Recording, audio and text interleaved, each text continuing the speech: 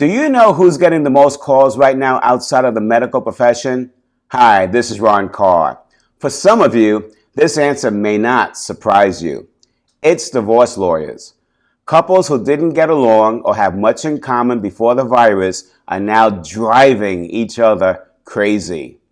You don't have to have a bad relationship to experience the feeling of being driven crazy by those you are sheltering with, but there is something you can do to minimize the impact.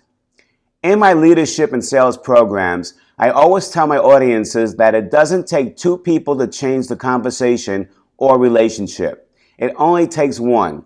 Think about this. If the action taken creates the wrong reaction in the other person, all you have to do is change the action to get a different reaction. After all, that's what leaders do. They take the responsibility of making sure their communication is heard properly. So don't wait for somebody else to change. Simply change your actions towards them and their reactions will change automatically.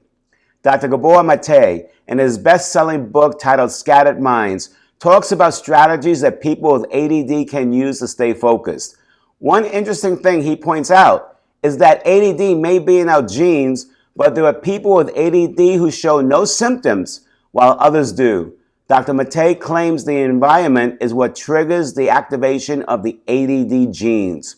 In other words, we can control our environment, but to do so, it takes, wait a minute, drum roll please, it takes self-regulation. All of us have tons of thoughts flying through our brains, many of them fears, some based in anger, most certainly based in frustration.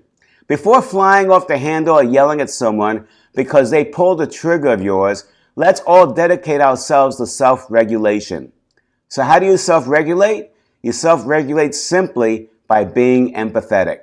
If you find yourself losing your patience with the people you love or whoever you're sheltering with, or they said something that's triggering an emotion inside of you, simply just ask yourself this question.